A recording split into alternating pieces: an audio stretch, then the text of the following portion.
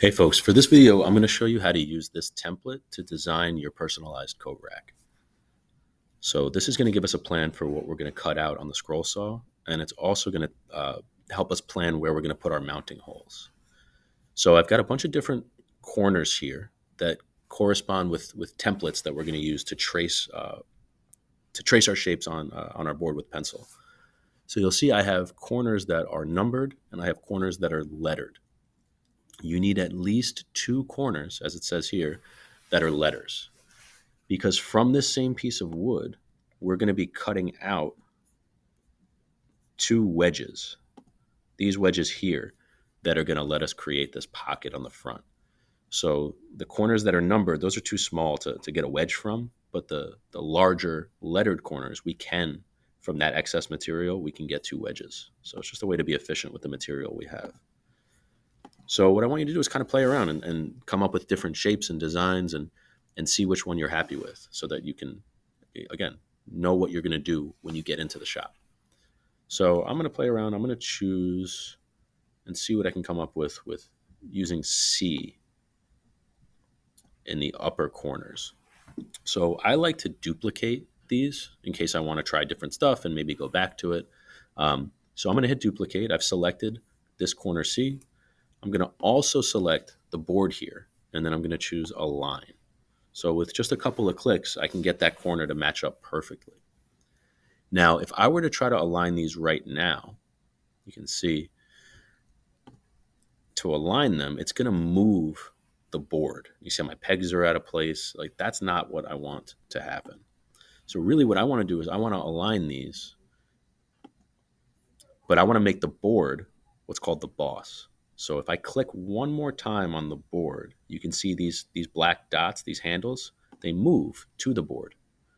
So now when I align, right, for example, I just clicked on this top edge and then I align to the leftmost edge here, that corner is moving to the board and the board stays exactly where I want it to be. So again, just two clicks to align this where I want it to be. Aligning it to the right, aligning it to the top. So now what I need to do to actually remove this material is I'm going to select the board and the corners. I'm going to group them together. And for me, I like to choose multicolor just so it looks more like wood still. And what I like about this is it kind of leaves behind the letters so that I can keep track of which shapes I used because I have templates that are labeled with the same letters and the same numbers. So I know that for this design, I used C at the top. And if I want to make it just like a little bit more, I don't know, crafted, a little bit more unique, I'm going to try maybe like a small little round over at the bottom. So I'm going to try 3. I'll duplicate that, select my board, and just like I did before, I'm going to choose a line and I'm going to click on that board to make it the boss. So I'll click here to align it to the right, and then I'll click here to align it to the bottom. And I'll do the same thing for the other side. So I chose 3. I'm going to choose this board as well. Hit align, make it the boss. Click on the left edge, click on the bottom edge, and then group. Okay. And if I'm happy with this, if this is what I want my sign or my coat rack to look like, then I can move forward. And what I would move forward with next is placing with accuracy our mounting holes. So this is representative of 2 holes that you're going to be drilling. Um, I guess like 2 sets of holes, right? So we have a through hole. This is a thinner drill bit. We're going to drill a hole all the way through for a screw to sit into. And then we're going to create what's called a countersink. So really a counter bore, where the head of the screw is going to be able to sit into the wood, just so it looks a little bit nicer.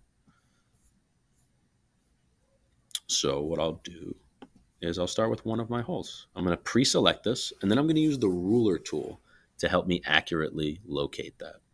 So I've pre-selected my first set of holes here, which when you get this, hopefully, I have these grouped as one shape, just because I think that's a little bit easier to work with.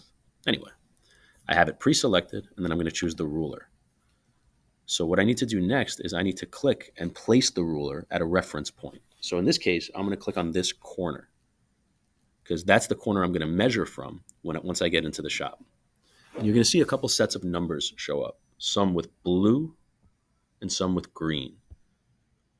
The blue numbers are giving me the size of the selected item.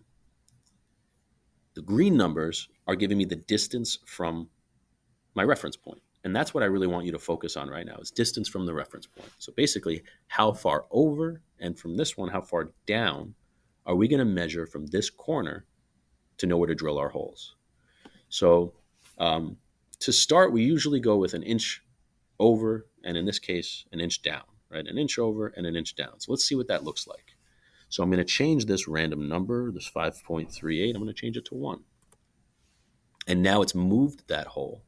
But if you see, I'm referencing like the leftmost side of the hole. And when it comes to holes, the center is really what we care about. So if you click here and switch it from used endpoint to use midpoint, then we can get a more accurate location. So I'm going to change that to 1 again to make sure that it's 1 inch to the center of that hole.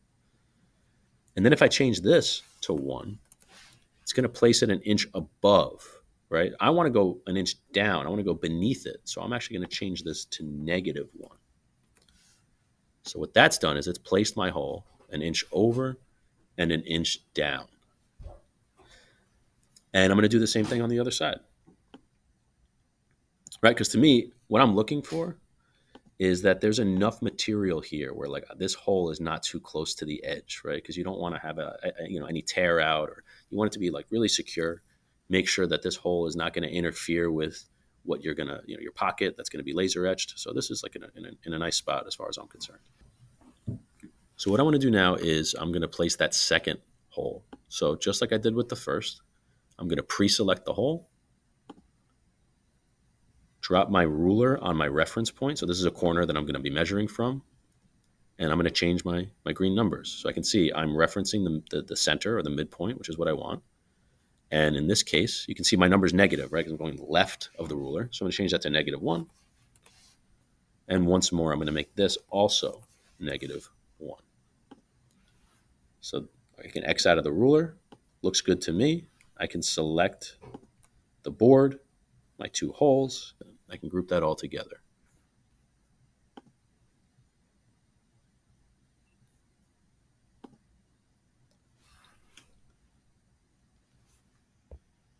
And there we have it. So now I have my plan. I know that when I get into the wood shop, I'm going to use templates C and 3.